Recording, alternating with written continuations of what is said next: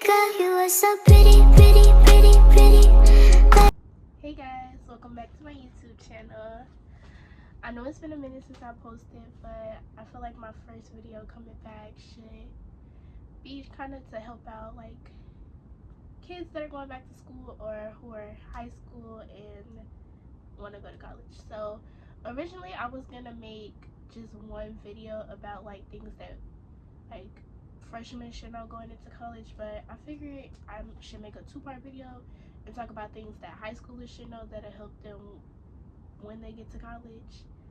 So the first part, so this video is going to be about things that high schoolers should know, and then I'm going to make another video like for the ones who have already graduated high school and are about to go into college. So one thing that I'm going to say that will be very beneficial to you while you're in high school is do not get into no fights, please. If you can prevent it, do not get into no fights in high school, because that is going to be like one of the things that schools are going to heavily look at. If you, because they're going to ask you on that application when you go fill it out, have you been in a fight? And if you mark yes, they're going to want to know everything in detail. They're going to contact your school, they're going to pull the records, why were you in the fight, who was the aggressor in the fight, everything. And that honestly could determine whether they accept you or whether they deny you from going to their school. So if you can prevent it, do not get into no fights, please.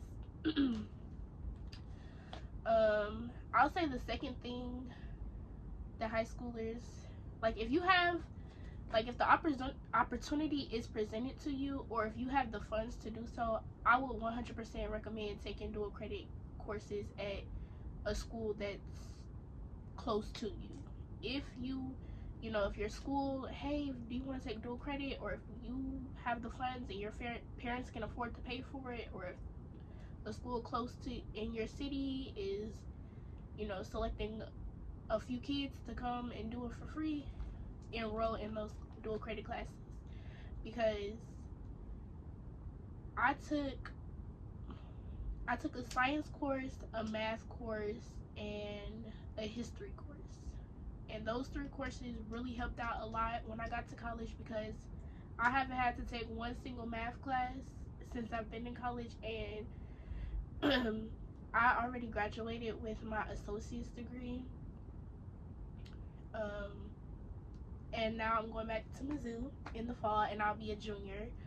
But so I'm gonna give y'all a little breakdown of my education history. So I took dual credit courses in high school at the University of Missouri, Kansas City, and so that was like the first like college I attended.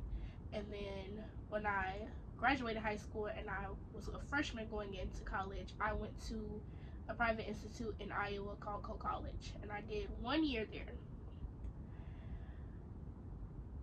I loved it there, don't get me wrong, I loved it there, but I just don't think, I'm not gonna say it's not a good school. It's a very good school. I just don't think it's the school to go to going in like freshman year, like a school that you should pick for your first year of real college. I'll say that. And I'll go more into detail about that in the video for freshmen going into college. So I went there for 1 year, and then I came and moved back home, and I went to a community college for the other 1 year. So I graduated from community college, I got my AA, and now I'm enrolled in Mizzou, and I'm gonna be a junior, and then I'm gonna just have 2 more years, hopefully a year and a half, because I might take some summer classes or even continue to work during the winter break. So hopefully no more than 2 years though. Oh, if you are I'm not even gonna limit it to just seniors. If you are a junior, start applying or start looking for scholarships to apply for college immediately, because some applications and some scholarships allow you to sign up as a junior, and they'll just hold the funds for you until you're ready to make your first payment at whatever school you choose.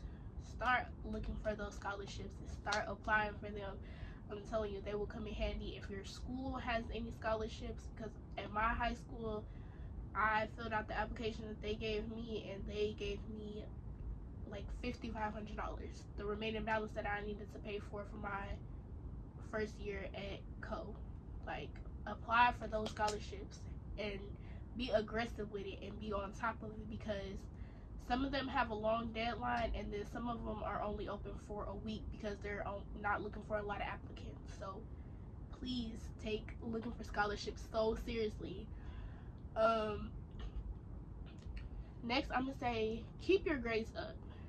I feel like, especially if you're not a good test taker, and for me that was a struggle of mine. I'm not a good test taker at all, but I kept good grades in high school. I was an A student all across the board, but I was a terrible test taker. I think on the ACT, I think I got like a 22 or 23, something like that. That's terrible. I'm not even gonna lie, it's terrible. But I'm not a good test taker. I will remember everything before the test, and when the test comes, poof, I don't remember not one thing that I learned. I don't know where it went. And then after the test, I'll remember it again. But before the test, don't ask me nothing, because I don't know nothing. It's like I haven't learned anything. So, and also, I didn't take the SAT. That wasn't a requirement in my school. We did not take that test. I'm low-key glad that we didn't. All we took was the ACTs. But I didn't do that well on them. The only saving grace for me as far as academics was that I was an A+, or not an A+ student. I was an A student across the board. But other than that, I probably could have been cooked a little bit, because I'm not a good test taker. So keep your grades up, keep your GPA up. If your teachers are offering you extra credit, take it. Study. Well, I'm not gonna say study, because I'm not gonna lie, I did not study for a lot of my stuff. Like, a lot of tests in high school, I was just kind of like, if I get it in class, I get it. But that don't work for everybody. So if you're one of those students who need to study, please study and take it serious. Do your homework. I know it's not a large percentage of your grade, but that little 10% or 5% or whatever it is for your school, it'll count. It'll add up, I'm telling you. Like, keep a good relation. The next thing I'm gonna say is very important, is keep a good relationship with about 3 or 4 of your teachers from high school. It doesn't matter what grade they are, 9th through 12th. Keep a good relationship with about 3 or 4 of them, because by the time you get to senior year and you get to filling out those applications and you need some letter of recommendations or something like that, or even one of your teachers went to the school that you're trying to go to, you want good connections with them. You don't want to be out here and just have a bad reputation with every teacher, because they're not going to want to do anything for you. They will literally push you to the back burner or not do it at all. And you don't want that, because they will very much come in handy. And I say keep about 3 or 4, because you never know what teachers are going to leave. You know, things happen every day. Teachers decide not to go to the next grade every year. Like, they decide to relocate schools all the time. So keep a good relationship with them. I'm telling you, it might not be like, oh, I don't like them. Because I was like that too. So, but just try to pick one or a few that's not that bad, and just keep in steady contact with them throughout the year. Let me see. Is there anything on here I can use for this video?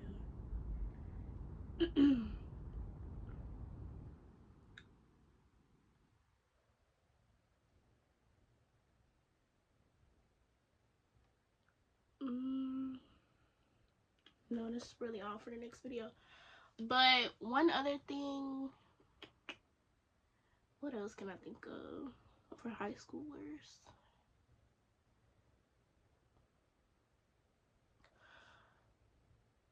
Yes, okay, so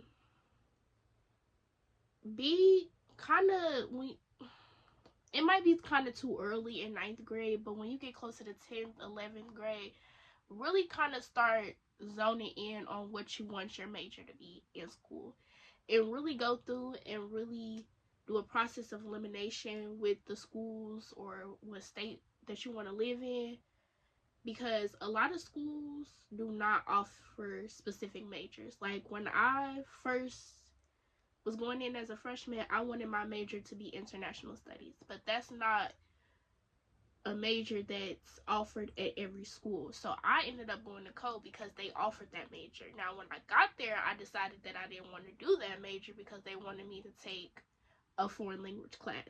And I'm not gonna lie, them Spanish classes, I chose Spanish because I'm like, oh yeah, I took that in high school and middle school, and I'm good. That Spanish class that's in college is gonna humble you.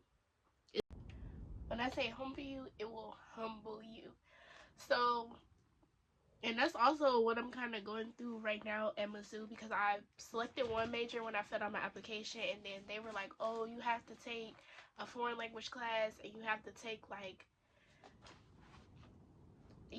like 3 courses of the class to equal up to like 12 credits or something like that. And it was like, you have to take like the beginner, the intermediate, the expert, like all of them. So it's like, I was like, oh no. So I had to hurry up and go on there and pick a different major that I wanted and fill out the paperwork to get it changed before the semester started. So just be very intentional about what major you want, or that you think you want, or even if you're not sure,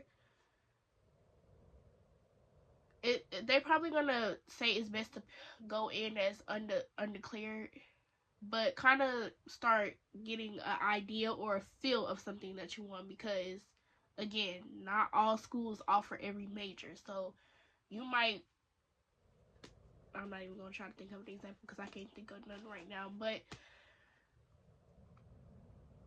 they just might not have it. So pick a school that you think might have it or does have it, or something that'll be close in comparison, maybe when it comes to credit wise. Just try to be intentional about it. Okay, let me try to think of one last one.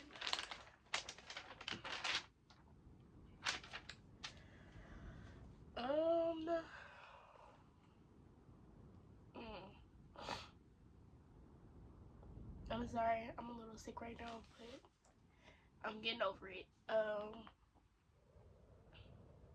High school. I'm trying to really think, because I was like, during my high school years, it was COVID, so I wasn't even in school for a lot of high school.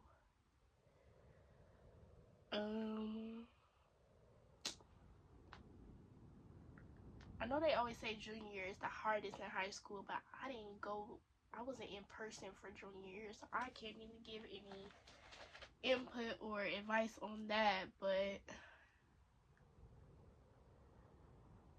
I guess I'll say this. Junior year is considered one of the hardest years for high school and college. So when